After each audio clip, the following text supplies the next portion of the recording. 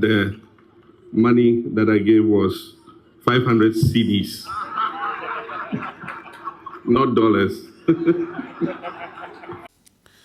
Welcome to the Political Rant with me, the voice writer on Ghana MTVGH. Please like, comment, subscribe, share, turn on the notification that anytime videos of this nature are uploaded, you'll be notified. Let me begin by commending the cultural troupe for the very beautiful performance they gave us.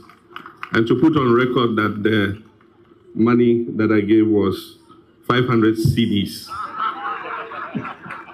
not dollars. Thank you.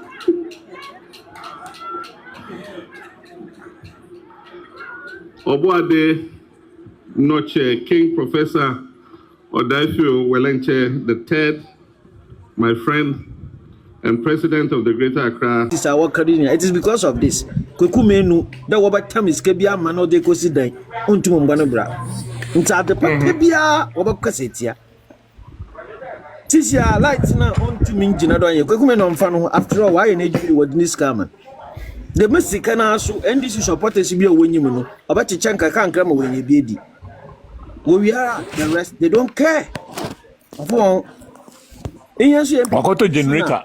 Makoto generator and when you're free. Been if your oil bonica company, and pay the betcher. If you buy a fuel free to go. Yeah, pay the betcher. In Tiapo, you know, good afternoon. I think Obima, but the best no Bishak be I will be asking.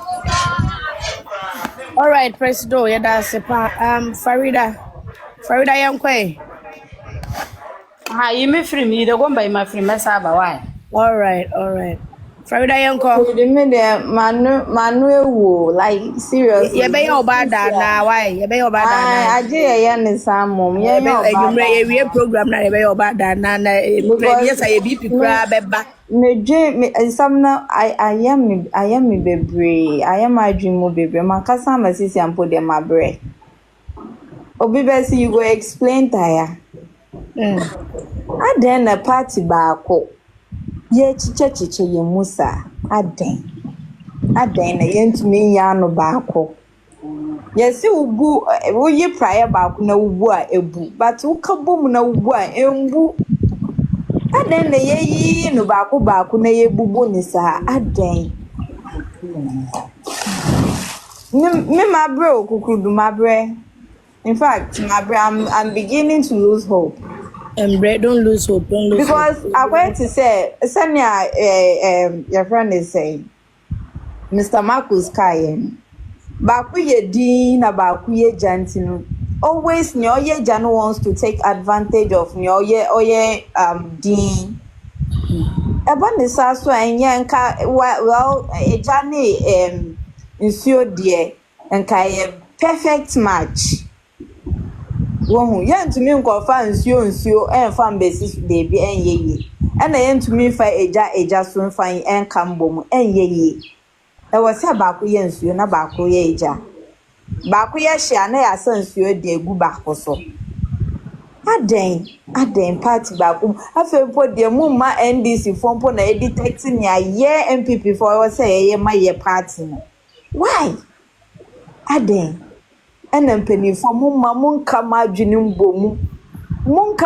mbomu na ade ne ya afeni a opese okobia no yemfa ye support enfantai nipa nechi ena mimi ya ba omi afa no nti se wo ye ken nipa na wo be kasa anyhow edit ya the whole party no egu party nenu enimu fie edi party no edi twifom mani ye fi poto a na senya kupon ye wadum na sa party na wa ye no poto no omutumi vote as presidential candidate na wo ba odwin say ye na ye jimi na ye nimu nyansa no a wodi ye nimu etwitwifom no we will do something to support you. It can never happen. Emboa ye nti mumma ye enyom mpanifo ye kasa omonti ana ena me verse me bi so MPP no mu no ye we executive sana ye chairman no ye sofo enti sofo nkasa ohun sofo ne ho ohye Dabi Oh, mo so for an member ye bibia otumi be gina do mu egu n'enim ase.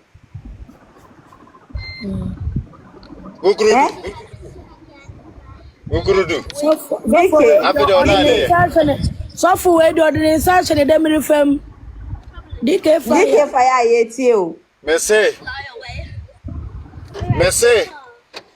Team ade anu opa ne se ni di beba records mu ni di beba records ni e beka se obeye ayi party MPP ayi chairman eno ne hia no apart from no bia ni we hia because oni hihye bia ya na sinema kusuka semi last ayi before say e beko ayi no me allergy information sia because ne nkofo na nkasa na twa ne ho ahia no na ebi sabotage no because reason here say obi a wo no wo poa allergy say obeba power no wo so wo pre MP enu che bibi because me say me ye adwuma amawa me nsan ko heba bi ufro because me stand say me ko pe MP dia na that means minim say unwini eti me pe ba bi abom ho adwa eti abra na gidi obo akomu nyina pre ayi no eho na na say allergy wo fast who say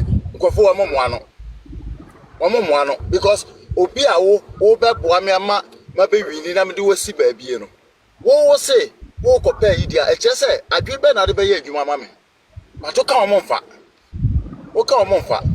ya ko fa ayi amanfo wo say ayi we say ye first John Bodu e wo say ye mistake bi a wo ye a okọ bie office wo ba bia na fe wo ko ahwe no eno ne ade na ne ho ye hin say wape ni group kitua bi na no nka gidi ayi ye fe say John Bodu di sia no watwa e se du nkatia betima be ebra se du nkatia ba be keka sere nko no to hwe ni din JFK wo ye law kra no o de ko court na say u di asem na wa han wani a asem no judge ne kra wote ho no wo hu say wo ye serious eti so be hwe o ko court room be hwe judges na ayi no a lawyers no a ka ba bi no wa poni minim kakra na bonse ayi judge na to no no watia na kakra ma ne ko form o boy strategy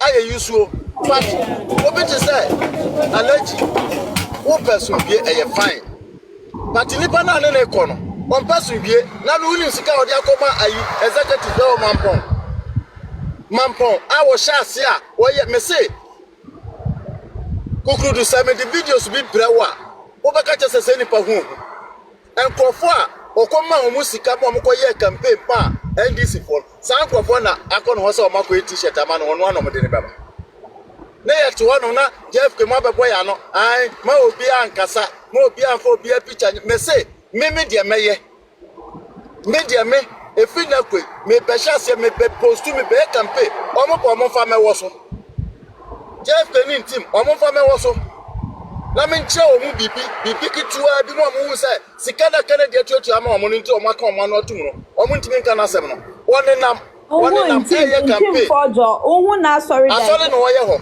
na sorry that na e bi me ni na we ya o is Legon Hills na sorry we Legon Hills anya sorry kitua na nyansa ne wo mo so ba fe de besa ne wo mo within 1 year in fojo esi sorry thank you we ye wo ka se ye be ko opposition ayi no so opesi nya ma ne ko ye be ko because me party ne ko opposition ye ko me affect me na